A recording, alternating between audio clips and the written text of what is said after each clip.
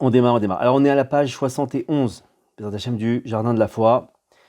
Je rappelle pour les nouveaux, s'il y en a, que en fait, tout simplement, on lit, on explique. Quand il y a des questions, vous levez la main, vous avez le petit bouton en dessous là pour lever la main. On répond, on est là pour. C'est pas un cours.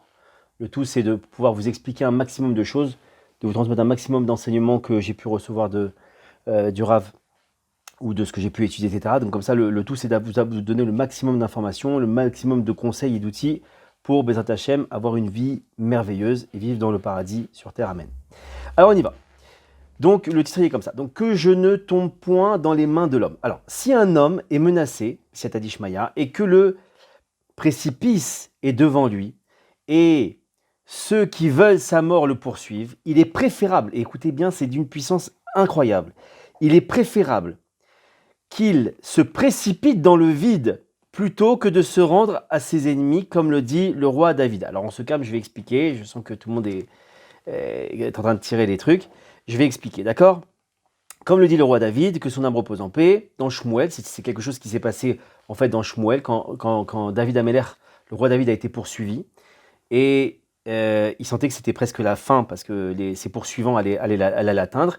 Il a dit comme ça, « Livrons-nous entre les mains d'Hachem, car il est plein de miséricorde, plutôt que de tomber dans les mains de l'homme. » La raison est la même que celle que nous avons expliquée précédemment, c'est-à-dire quoi? Que lorsque l'homme croyant est menacé d'un danger naturel, ça peut être une maladie, ça peut être aussi la police, ça peut être les voleurs, ça peut être ce que vous voulez, et donc il n'a confiance qu'en Hachem, et il crie vers lui de toutes ses forces. C'est-à-dire qu'à aucun moment il va supplier qui que ce soit. Il va essayer d'acheter personne. Il va se tourner vers qui? Vers lui, vers Hachem.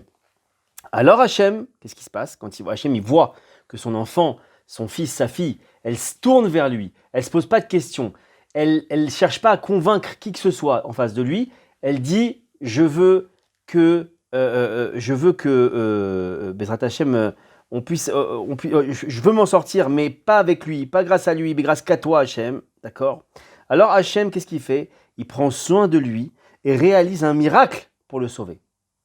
Incroyable. Vous avez le mode d'emploi du miracle, vous venez de l'entendre. Le mode d'emploi du miracle. Le miracle n'est possible, mes chers amis, et c'est incroyable ce qui est en train d'être dit ici, que Rav Arush il nous délivre, que le miracle ne peut avoir lieu que si on donne notre pleine confiance en Hachem, dans tous les domaines que vous voulez. D'accord? Et ça, c'est énorme, énorme, énorme, énorme. D'accord? Je continue. Donc, alors Hachem, béni soit-il, prend soin de lui et réalise un miracle. Excusez-moi, il y a du direct. Et donc, donc, en revanche, si l'homme se tourne vers autrui, le médecin, la police, le juge, son ennemi juré, son concurrent, son client, il lui dit « je t'en supplie, combien je vais vous donner ?» et il essaie de l'acheter, etc. Ok. Alors, qu'est-ce que fait Hachem, mes chers amis? Si l'homme se tourne vers autrui, sans s'adresser exclusivement, je souligne 158 fois, exclusivement à Hachem, et mettre toute sa confiance en lui, à Hachem, alors qu'est-ce qu'il fait? Hachem prend soin de lui imparfaitement. C'est très beau ce qui vient d'être dit. Il prend soin de lui, attention. Il est un petit peu avec lui, pas beaucoup. D'accord? Et qu'est-ce qui se passe? Et il peut alors tomber entre les mains de ses ennemis. Incroyable ce qui vient d'être dit ici. Encore une fois, je décrypte. Il nous dit comme ça. Quand on est face à une situation qui nous semble complètement folle, dingue, d'accord? Ou petite comme grande, d'accord? Et qu'on se tourne vers Hachem, d'une certaine manière, exclusivement vers Hachem, d'une certaine manière, il y a comme une espèce d'armure, une espèce d'écran protecteur qui nous entoure, et rien ne peut nous atteindre, d'accord? A contrario, si on se tourne vers autrui, alors qu'est-ce qui se passe? Hachem ne nous protège entre guillemets plus, et alors on peut tomber entre les mains de ses ennemis, d'accord? Et encore une fois, un ennemi, je répète, un ennemi, ça peut être même une maladie, ça peut être un ennemi.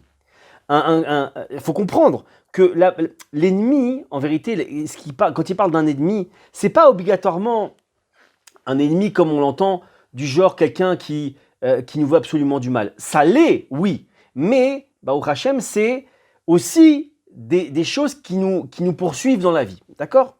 Alors on continue. À plus forte raison, s'il oublie complètement Hachem, donc on vient de voir trois catégories, on va voir la troisième catégorie maintenant. Première catégorie, celui qui met toute sa foi en Hachem, toute sa confiance en Hachem, qui crie vers Hachem, pas sur Hachem, je précise toujours. Alors Hachem le protège et qu'est-ce qui se passe? Plus que ça, il lui amène un miracle. De un. Deuxième, celui qui est son cœur balance entre les deux. Il est vers autrui et il est aussi vers Hachem. Alors qu'est-ce qui se passe? Hachem il dit, voilà, je te protège imparfaitement. C'est quoi imparfaitement? Ça veut dire que je vais tout simplement te laisser dans les mains de tes ennemis, tu te débrouilles avec eux. Troisième chose, celui maintenant qui se tourne pas du tout vers Hachem, d'accord? Et il ne voit en face de lui que d'autres créatures. Donc là, du coup, il ne rentre même pas Hachem dans le système. Hachem retire de lui sa providence, donc c'est-à-dire qu'il n'est même pas un petit peu avec lui. Il lui dit, ok, je te laisse, tu te débrouilles. Et il est alors certain que cet homme tombera entre les mains de ses ennemis. Énorme, énorme. On continue. Certains commentateurs ont expliqué ainsi le passage biblique. Et là, mes chers amis, attachez les ceintures, c'est énorme. De la précipitation de Yosef dans la fosse. Donc on rappelle un peu ce qui s'est passé dans la Bible, dans la Torah, d'accord? Les frères de Yosef, ils détestaient Yosef, d'accord? Joseph, pour ceux qui ne connaissent pas Yosef, c'est Joseph, d'accord? Yosef, il faisait partie des 12 enfants de Jacob, et ses frères le haïssaient. Et qu'est-ce qu'ils ont dit? Qu'est-ce qu'ils ont décidé? Tellement ils le haïssaient, ils ont décidé de le tuer. Et quand Réhouven, donc c'est un des autres frères, des 12 frères, des 11 frères, pardonnez-moi, de Joseph, quand il a vu l'obstination de ses frères, lui il ne voulait pas vraiment ça, il a voulu le sauver de leurs ennemis et proposa donc de le jeter dans une fosse vide. Bon, bien. Maintenant, la fosse, elle était vide d'eau, c'est vrai. Pourquoi vide? Parce que dans la Torah, il y a écrit qu'elle est vide, mais on va comprendre pourquoi la Torah elle précise qu'elle est vide. Mais, par contre, elle était vide d'eau, c'est ça que ça veut nous dire la Torah, mais attention, elle n'était pas vide complètement. Elle était pleine de scorpions et de serpents venimeux. D'accord? Alors là, on ne comprend pas. Normalement, tout le monde me doit me dire, mais c'est quoi cette histoire? Toi, le frère, Réhouven, tu viens pour sauver ton frère Yosef des mains de ses frères. Qu'est-ce que tu fais? Tu lui dis, on va le jeter dans une citerne. Il y a plein de scorpions et plein de serpents. C'est une super solution de secours. Hein? Apparemment, on peut s'étonner de la décision de Réhouven. Est-ce une réelle action de sauvetage que de le jeter auprès de reptiles venimeux, pardonnez-moi. Donc, tout le monde aurait réagi comme ça, c'est presque fou. Il était pourtant évident que dès que Yosef les toucherait, il le mordrait et il mourrait. Donc, c'était c'était une fin tragique, c'était encore pire. À la limite, on aurait peut-être préféré qu'il soit avec ses frères, il aurait pu en sortir, j'en sais rien, ils auraient pu avoir pitié de lui, sait-on jamais. Il était peut-être probable que Yosef reste auprès de ses frères et qu'ils auraient pitié de lui. Et voilà, j'ai mis Hachem, je suis vraiment en connexion, merci Hachem, et qu'ils auraient pu l'épargner. Et pourtant, on voit que non. Bon, la réponse est la suivante, et écoutez bien parce que c'est une règle de vie pour tout un chacun. Comme ça nous dit le Rav Arush. Et les Mefarshim nous disent comme ça, ceux qui expliquent la Torah comme ça. Ils disent quoi? Ils disent que Réhouven, il savait que Yosef était un tzaddik, d'accord? Et qu'il avait la émouna, il avait la foi en Hachem. C'est-à-dire que quoi? C'est-à-dire que dans une épreuve, il allait se tourner que vers Hachem, d'accord? Bon. Il était convaincu que dès que Yosef se sentirait menacé par les serpents et les scorpions, qu'est-ce qu'il allait faire? Il allait crier vers Hachem de toutes ses forces, et qu'alors Hachem allait le sauver. Pourquoi? C'est plus simple quand on est face à un ennemi qui, entre guillemets, avec qui on ne peut pas dialoguer. Un serpent, ça ne dialogue pas. Une maladie, ça ne dialogue pas. Un scorpion, non plus. Par contre, un être humain, on peut négocier. Donc, qu'est-ce qu'il a? J'explique. Qu'est-ce qu'il a vu, Réhouven? Il a dit, c'est simple. Si j'envoie Yosef dans cette fosse, c'est sûr qu'il ne va pas négocier avec les animaux. Bon, on a bien compris. Qu'est-ce qu'il va faire? Il va se tourner que vers celui qui peut le sauver, c'est-à-dire Dieu, Hachem. Bon, ok. Donc, il a fait ce calcul-là. C'est la condition que Hachem, et qu'alors Hachem, donc, le sauverait. C'est la condition que le Saint béni soit-il, donc Hachem imposa à la nature, écoutez bien, parce que ça veut dire que c'est Quand le Rav, il nous dit ça, quand il est en train de dire que c'est une règle qu'il a imposée à la nature, ça veut dire que la nature ne peut pas passer outre cette règle, que je vais dire maintenant. D'accord? Elle ne peut pas passer outre. C'est-à-dire que vous faites ce que je suis en train de dire, vous outrepassez la nature. Je m'explique. Dès que l'homme crie vers lui de tout son cœur, on parle d'Hachem, la nature doit se transformer. Doit se transformer. C'est-à-dire que Hachem, il a signé un contrat avec la nature, et il lui a dit, regarde, dès qu'il y a un être, il y a un enfant à moi, une créature à moi, qui se tourne vers moi, tu es obligé de te transformer. Fou! Il est rapporté ainsi dans quoi? Dans l'Écouté Halachot. C'est le livre de Rabbi Nathan, l'élève de Rabbi Nachman, qui nous explique comme ça, dans les bénédictions du matin, le Saint béni soit-il. Donc Hachem a imposé à la mer qu'elle doive s'ouvrir devant Israël. C'est ce qui s'est passé à la sortie d'Égypte. C'est-à-dire qu'Hachem a averti la nature. Attention. Et les anges préposés à la conduite naturelle du monde. Parce qu'il y a des anges qui dirigent, on va dire, certaines parties, enfin pas certaines, ils dirigent des éléments de la nature. Il y a des anges qui sont préposés à la mer, d'autres qui sont préposés bon, peu importe, aux arbres, etc. Je passe les détails. Donc qu'est-ce qu'il a dit? Il a dit, écoute, il a préparé ça, il a dit, il a préparé les anges de la mer, entre autres, et il a dit comme ça, sache que, je vous avertis, la conduite du monde, elle doit être changée, l'ordre naturel du monde doit être changé lorsque Israël prie pour le changement du cours naturel des choses, et aussitôt, ils doivent céder devant leur volonté. La mer doit laisser la place à la terre sèche dans la formation d'une enceinte fortifiée. Le feu ne doit pas brûler, les lions ne doivent pas déchiqueter, etc. Je ne sais pas si vous imaginez le truc de fou. Là, on parle de nature, d'accord? Vous allez me dire, bah oui, mais moi je me retrouve jamais avec des lions ou quoi ou qu'est-ce. Mais la nature, c'est quoi finalement? La nature, c'est tout le scénario de notre vie. Tous les éléments qui tournent autour de nous. C'est-à-dire, encore une fois, comme je l'ai dit en introduction, c'est les juges, c'est les maladies, c'est les qui vous voulez, d'accord? C'est tous les obstacles, entre guillemets, de la vie. Et ça, Hachem a fait signer à cette nature que quand une personne, elle se tourne complètement vers lui, finito, comme on dit en anglais, obligation qu'elle se transforme la nature. D'accord? Donc Réhouven, qu'est-ce qu'il a fait comme calcul? Et il connaissait ce principe. Il était donc certain que de cette manière, il sauverait son frère, bien qu'il n'ignorait pas que la fosse était pleine de scorpions et de serpents. C'est pourquoi il est écrit, sans équivoque, dans ce passage de la Torah, il le sauva de leurs mains. Pourtant, sur un plan, si je vous montre le scénario ou le film, vous me dites, bah, c'est un assassin, Chas de Shalom. Mais pas du tout, au contraire, il l'a sauvé. Non pas, il tenta de le sauver. Extraordinaire. Non pas ça, et c'est extraordinaire. Donc de là, car les tzadikim n'ignorent pas la force de la prière et savent sans l'ombre d'un doute que lorsque l'homme crie vers Hachem, la nature se transforme immédiatement. Problème d'argent, problème d'enfant, problème d'éducation, problème de stérilité, problème que les médecins ils annoncent des choses catastrophiques. Tout ça, celui qui se tourne complètement vers Hachem et que vers Hachem, la nature est obligée de se plier, de se transformer. Point barre. C'est une règle absolue de la Torah. Ça s'appelle une règle spirituelle, mes chers amis. J'éteins mon téléphone parce que je sens que Sarah n'aime pas ce que je dis. Cependant, Réhouven ne s'est pas fié à la foi de Yosef dans son épreuve et il a pensé qu'il se troublerait et il se tournerait vers ses frères en suppliant, en disant « Nous sommes frères !» ou encore « Ayez pitié de notre père, vous n'allez pas faire ça, papa !» Et comme cela se produit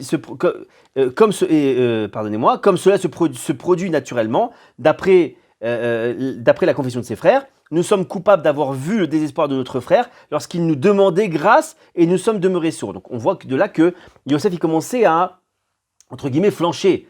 On n'est personne, je vais regarder la question dans quelques instants, on n'est personne, d'accord, pour juger Yosef. Mais il faut comprendre que dans un cas de panique comme ça, dans un cas de survie, on peut comprendre ça. Mais au contraire, c'est ce qu'il est en train de nous enseigner là qui est énorme, c'est le Rav Arush, c'est que c'est pas du tout la réaction qu'on doit avoir. La seule réaction qu'on doit avoir, c'est je me ferme à la réalité, je coupe je ferme les écoutilles, pardonnez-moi, face à la nature, à tout ce que je peux voir, à tout ce que je peux craindre, etc. J'oublie tout, je me dis, attends, il n'y en a qu'un. C'est lui qui va me sauver. Et si j'ai le courage, ça c'est encore une fois, ça se travaille. On prie pour ça. D'accord. Et c'est ça qui va faire que, entre guillemets, on crée des miracles. Béhémet, et encore une fois, j'ai des histoires à vous raconter dernièrement, mais je sais que je l'ai déjà dit la semaine dernière, je ne vous ai pas donné ce que vous vouliez. Mais Bezrat Hashem, bientôt, je vais faire une vidéo sur un miracle qui est arrivé à ma fille. Un truc de fou, et c'est exactement ce qui s'est passé. On n'a fait qu'une seule chose, on s'est tourné juste vers le Créateur. Alors, la question. Ah, pardonnez-moi. D'accord. Donc, Bessiata Dishmaya, alors on dédie ce cours pour que David Ben Brigitte Yael soit béni dans tout, qu'Hachem lui ouvre toutes les portes, de la Emouna, de la Bracha, de la Tzlacha, dans tout. Amen, Kenyaratson, et tout l'homme Israël en même temps. Alors, on continue. S'il y a des questions, n'hésitez pas à envoyer en chat privé, il n'y a aucun problème, je vous écoute. Donc, on continue. Donc, si la confiance de Yosef en Hachem n'était pas entière, sa providence n'était pas non plus parfaite. Donc Hachem, vous vous souvenez, on a dit il y avait trois choses. Il y a le premier qui croit complètement à Hachem. Il y a en vérité, on passe tous par ces étapes. Hein. Il y a des moments où on est complètement dedans. Hein. On se dit, allez, s'il n'y a que Hachem, je vais prier. Il y a d'autres moments où on hésite, on ne sait pas. Il y a quand même la pression sociale du juge de ce que vous voulez. Et le dernier, c'est catastrophe. On glisse. Bon, d'accord. Donc on passe tous par ces trois étapes. Maintenant, ici, donc comme on l'a dit, celui qui est un petit peu comme ça entre deux, son cœur balance. Alors on dit que Hachem il le protège, mais moyen, d'accord. Et c'est ce qu'a vu Réhouven. Il a vu que Yosef, la confiance de Yosef, elle n'était pas entière, d'accord, puisqu'on voit qu'il a commencé à demander, à parler à ses frères. Et donc Hachem n'était pas non plus, il n'était pas parfaitement avec lui. Et Réhouven donc pouvait craindre que, à juste raison que quoi, que ses frères le tuent sur le champ. Pourquoi? Parce que évidemment, Hachem là, il retirait sa protection et Dieu préserve finito. D'accord? Donc ça c'est, donc voilà, on continue. Pardonnez-moi. Donc pourtant, il est clair que Yosef ne s'est pas adressé aux scorpions et aux serpents, donc comme on l'a dit tout à l'heure, en suppliant de les laisser en vie, mais qu'au contraire, il cria de tout son cœur vers Hachem, et c'est la raison pour laquelle Hachem le sauva. Il faut comprendre quand même que, je ne sais pas si vous imaginez le scénario, c'est une fosse, d'accord, en plein milieu du désert, qui grouille de serpents et de scorpions, et par le mérite du fait que Yosef n'a crié que vers Hachem, n'a pas pleuré vers... Il aurait pu, du fond de la fosse, je vous en supplie, sauvez-moi, il y a quelqu'un. Hachem, il n'y a pas un scorpion, pas un serpent qui l'a touché. Si ça, c'est pas du miracle, si ça, c'est pas une nature qui se transforme, je ne sais pas ce que c'est. Alors, on continue. Dans ce que nous avons vu précédemment, il s'ensuit que l'homme qui se tient, Bessiata Dishmaya, devant un être doué de libre arbitre, un être humain, et qu'il le persécute. Donc il y a un bourreau en face de lui, comme un conducteur arrêté par un agent de police, on en parlait tout à l'heure, ou un mari contrarié par sa femme ou ses enfants, ou une femme contrariée par son mari ou ses enfants, etc. Donc il y a une espèce d'échange entre êtres humains. Dans tous les cas, on doit décider devant qui on se trouve. Sache devant qui tu te tiens. C'est une des expressions extraordinaires qu'il y a quand on fait la prière, c'est on te dit sache que devant qui tu te tiens. Ça veut dire n'oublie jamais que quand tu pries, et à plus forte raison toute ta vie, puisqu'on est Hachem est tout le temps et partout, que Hachem il se tient toujours devant nous, avec nous. Lorsque l'homme a décidé qu'il se tient dans la foi, dans la Emouna, c'est-à-dire devant Hachem, il a compris qu'il n'y a que Hachem, et non pas face à cette femme, ses enfants, l'agent de police, etc., alors il ne flattera pas, il ne suppliera pas, il ne fera rien pour influencer sur un être doué de libre arbitre pour qu'il le laisse ou qu'il l'écoute. Je vous en supplie, monsieur l'agent, j'ai une femme et des enfants, j'ai plus d'argent sur le compte, pas de truc. Monsieur l'agent, vous connaissez tous ces scénarios. Monsieur l'agent, si je vous donne un petit billet, vous pouvez me... Hein? Bon. Eh bien tout ça, mes chers amis, c'est une catastrophe. Pourquoi? Encore une fois, on est au moment où Hachem a dit « Bye bye, je quitte la scène. » Puisque tu veux t'adresser à lui, alors vois avec lui. À plus forte raison, il ne s'irritera pas contre lui. Il ne le méprisera pas. Il ne le maudira pas. Il se tournera vers Hachem qui le protège. Lui exposera, son problème, car lui seul, le Créateur, peut l'aider. Au passage, il y a un ami qui m'a raconté comme ça qu'un jour à Paris, il y a longtemps de ça, il y a plusieurs années de ça, il s'est fait arrêter par la police. Et il racontait que sur sa voiture, il y avait tous les défauts du monde, notamment des feux qui étaient cassés et tout. Donc, il n'avait pas. Et je crois que le contrôle technique n'était pas fait. Bref, il s'est fait arrêter et il avait lu ça. On avait étudié ça. Et puis, au moment où donc, le policier arrive, il prend les papiers et tout. Il arrive au moment où il part, le policier part à sa voiture pour vérifier. Vous savez, quand ils checkent comme ça dans leur voiture pour voir si les papiers sont en règle, etc. Il a rien dit au policier, il s'est pas énervé. Et puis pendant que le policier était dans un truc, il a commencé à parler à Hachem. Il a dit Hachem, moi j'ai que toi. Ok, c'est vrai que j'ai pas bien conduit. Ok, la voiture elle est pas en règle, etc. Mais moi j'ai que toi, Hachem. Si, lui il peut faire ce qu'il veut, mais moi j'ai que toi, il y a que toi qui peut me secourir. Et moi j'ai confiance en toi. Mais de manière très très simple quoi. Et il m'a raconté que, je sais pas, visiblement l'agent n'a rien vu du tout. Il lui a rendu ses papiers, il est parti quoi. Alors qu'il y avait normalement, il a dit, normalement, je devais je devais en avoir pour je sais pas combien de centaines, voire de milliers d'euros d'amende. Et Mina Shamaim, Hachem l'a protégé, voilà, et c'est un cas précis. D'accord? Alors, on continue. Donc, il existe ici plusieurs niveaux.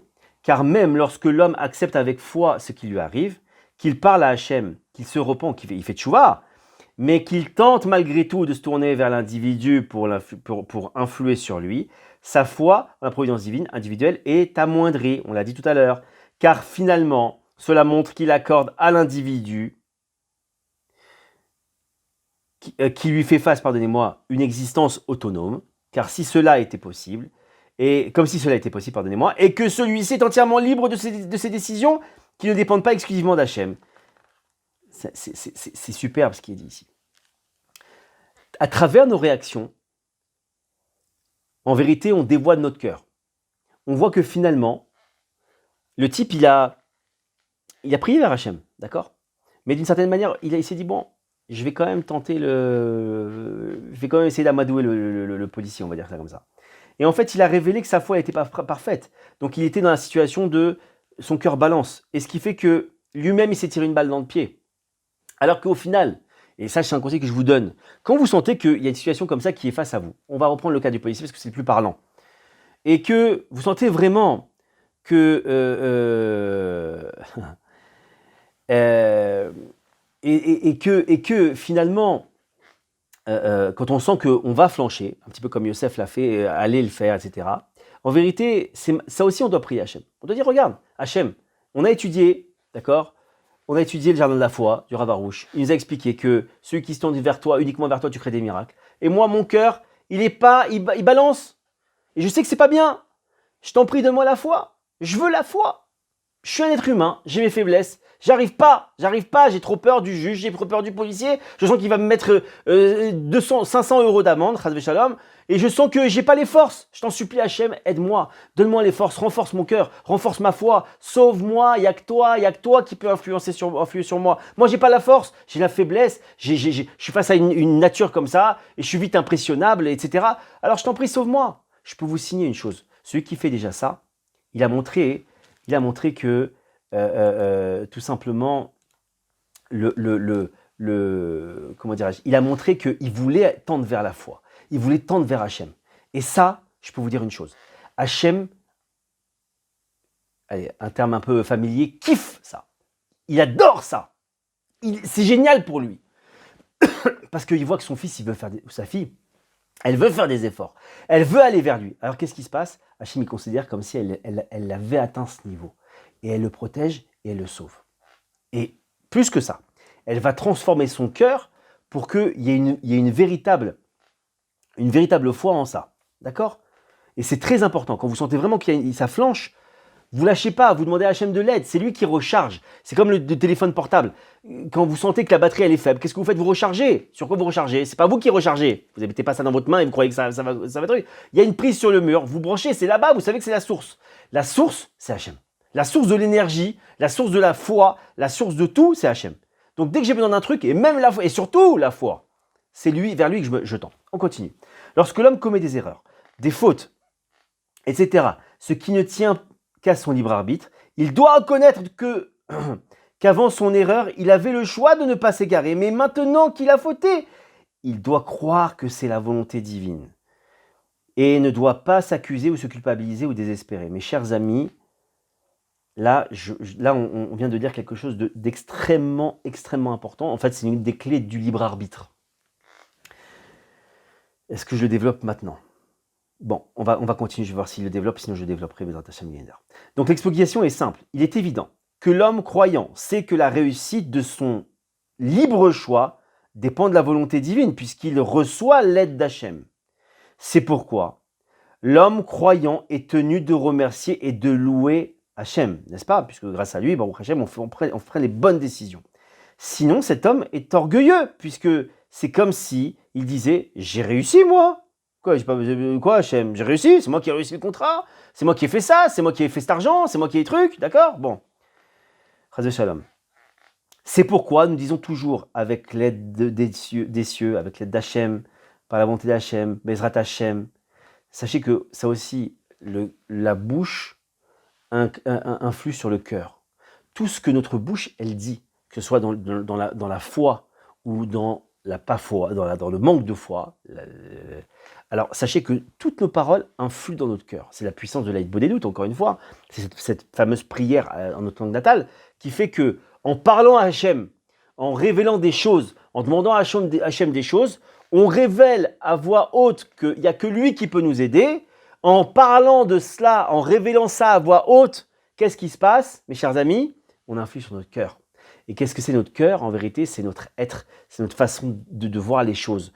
On s'auto-influence, si je puis dire. Et ça veut dire quoi? Ça veut dire que plus on va prier, plus on va demander, plus on va citer des Bezrat Hachem, et on va le dire, il ne faut pas avoir peur, on s'en fiche des gens, Nous, ce qui nous importe, c'est de connecter à Hachem. Nous, ce qui nous importe, c'est d'avoir des miracles. Ouais, on adore les miracles. Moi, j'adore les miracles. Je sais pas pour vous, moi, c'est super. D'accord? Quand on transforme la nature, c'est super. Eh bien, comment on obtient ça? En s'éduquant. En s'éduquant à ne dire que des phrases de foi, en se connectant à Hachem, en parlant à Hachem, et donc notre parole va influer sur notre cœur, c'est-à-dire notre intériorité. Et c'est très, très important comme fondement.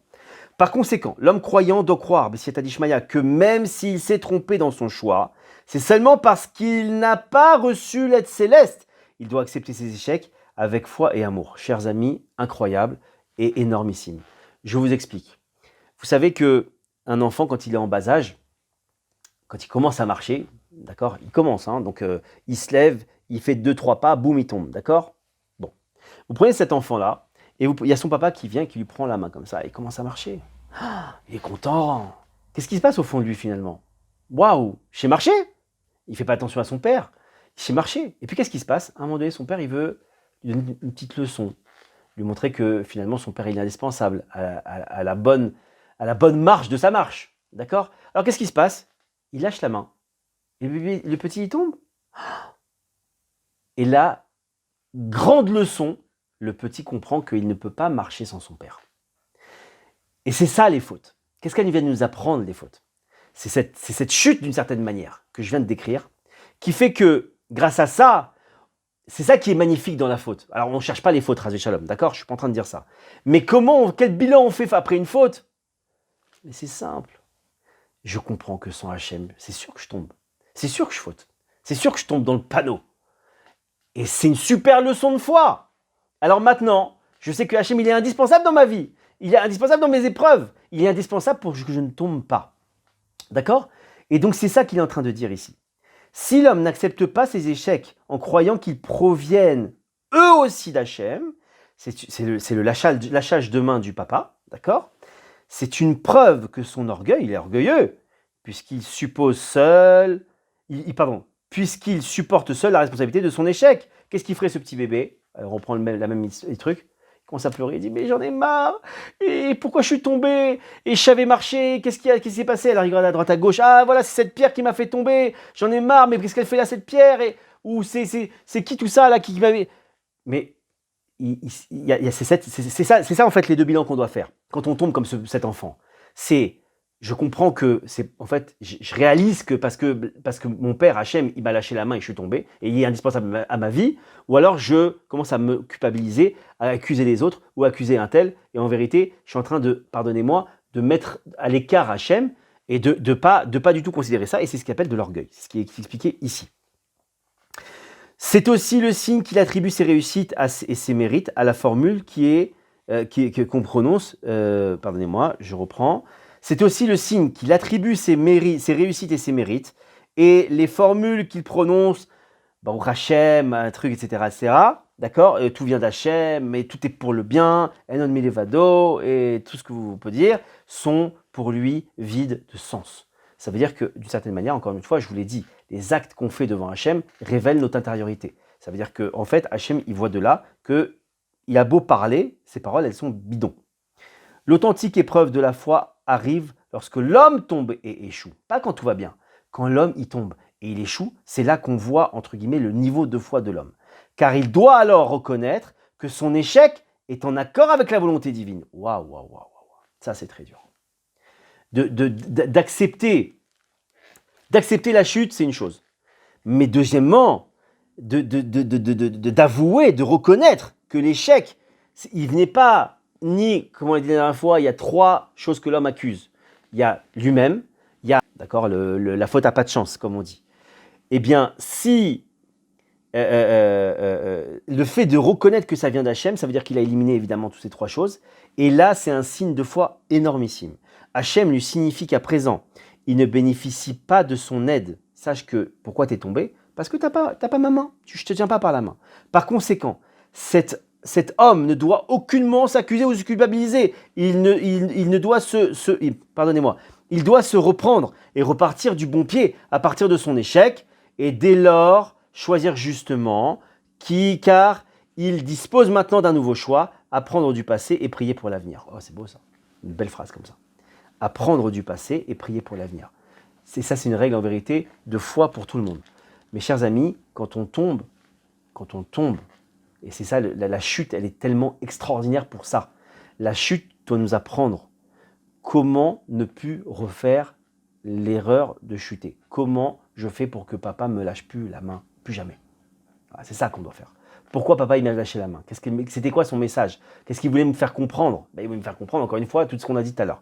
Et donc, c'est le seul bilan. Pas de tristesse, pas de désespoir, pas d'accusation, pas de culpabilité. Ce qui nous intéresse, c'est faire un bilan pour partir du bon pied, comme il a dit le Rav Arush ici. D'accord?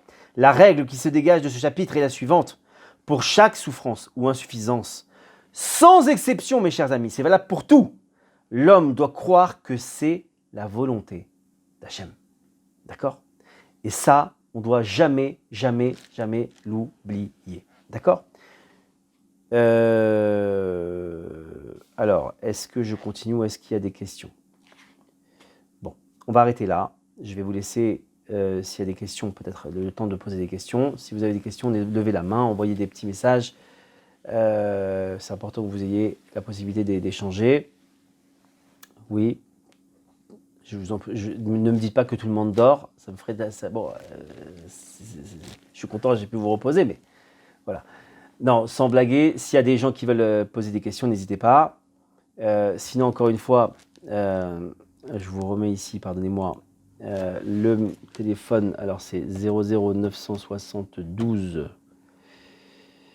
D'accord. 00972. Je me souviens jamais du numéro. Je suis pas bon là-dedans, Baruch Hashem. J'arrive. 0972, excusez-moi. 52 860 13 046. Alors, ça, c'est le numéro WhatsApp sur lequel vous pouvez m'envoyer des... Ah non, alors j'ai pas mis sur tout le monde, excusez-moi. Copier, tac, excusez-moi, je l'ai envoyé en privé, alors que je devais l'envoyer tout le monde, tac. Donc, je rappelle, voilà, c'est ce numéro-là. Si vous voulez m'envoyer un WhatsApp, message vocal ou écrit pour que je réponde à une des questions, peut-être que vous ne vouliez pas la poser dans le cours, n'hésitez pas. Be'ezrat Hashem, comme à chaque fois, Be'ezrat Hashem la semaine prochaine. On vous attend nombreux et nombreuses. N'hésitez pas à partager, n'hésitez pas à inviter des gens. Plus je pourrais donner, mieux je me porte. Voilà. Contre l'anxiété, j'arrive tout de suite. Alors, contre l'anxiété, mes chers amis, on me demande est-ce qu'il y a des conseils contre l'anxiété? Alors, l'anxiété, entre guillemets, c'est, comme on l'a dit il y a quelques instants, c'est évidemment lié à la foi. Parce que l'anxiété, en vérité, c'est on commence à donner de l'importance à ceux qu'on a en face, s'angoisser par rapport à ceux qu'on a en face ou à la situation qu'on vit. Et c'est effectivement pas un problème, mais en tout cas, on va dire un manque de foi. Et en vérité, le travail sur l'anxiété, il se fait en ricochet par rapport. En fait, il faut tout simplement demander à Hachem qu'il augmente notre foi en lui, ce qu'on appelle notre bitachon atzmi, notre bitachon b'Hashem, pardonnez-moi, où qu'on doit croire et avoir confiance, avoir une confiance aveugle en Hachem, qui veut nous sauver, qui nous aime, etc. etc. Et ça, c'est un travail à faire évidemment dans l'aïdbo des doutes. Voilà. Autre chose. Tic, tic, tic. Alors, la différence entre le libre choix et la décision d'Hachem. Le libre choix, mes chers amis, est avant l'action, la décision d'Hachem est après l'action. D'accord ?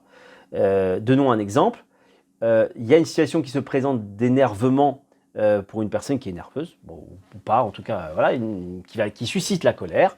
Alors, le libre arbitre est à ce moment-là. C'est quoi mon libre arbitre ? Est-ce que, je vais même l'amoindrir au maximum, mais en tout cas, dans un premier temps, c'est est-ce que je m'énerve ou est-ce que je ne m'énerve pas ? Quel chemin je décide de prendre ? Ou de manière plus fine, est-ce que je prie Hachem pour qu'il me protège de la colère, ou est-ce que je ne prie pas Hachem pour qu'il me protège de la colère ? Ça, c'est le libre arbitre le plus précis et le plus, comment dirais-je ? Ouais, le plus précis que je peux vous donner, d'accord ? Ça, c'est ce qu'on a ici. La deuxième chose, c'est donc, et après, comme on l'a dit, après, c'est quoi ? C'est la bonté d'Hachem, c'est quoi ? C'est nous, on doit comprendre que, ah bah ok, maintenant, il y a eu une faute, il y a eu un truc, et le bilan qu'on doit faire, c'est que Hachem, il a, entre guillemets, orchestré ça à la fin, finalement, il nous a amené vers cette faute-là, après un libre arbitre, il nous a amené à cette faute-là, pour nous montrer quoi ? Qu'il est indispensable dans notre vie, etc., etc., comme l'image de l'enfant qui marchait et à qui le père a lâché la main. Est-ce qu'il y a d'autres questions ? Je pense que j'ai répondu à toutes les questions. Tic-tac-toc. Ouais, je crois que j'ai répondu à tous. Qu'Hachem vous bénisse. Merci pour votre fidélité. Et puis, Hachem. Alors, au passage, je vous l'annonce, je suis en train de travailler sur des formations en ligne pour vous donner des conseils ou plutôt pour vous expliquer certains principes ou vous donner des outils, on va dire, de PNL, programmation neurolinguistique, par rapport aux choses de la vie. Donc, c'est des choses très, très puissantes. Ça me prend beaucoup de temps, donc je m'excuse. Bientôt, vous serez mis au courant. Mais en tout cas, voilà, sachez que bientôt, Bezrat Hashem, ce sera mis en ligne et j'espère que ça va aider beaucoup, beaucoup, beaucoup de gens. Qu'Hachem vous bénisse, Shavua Tov, une excellente semaine à tous. Et encore une fois, vous avez le numéro, n'hésitez pas à envoyer le numéro au numéro, pardonnez-moi, et je me ferai un plaisir d'y répondre. À la semaine prochaine.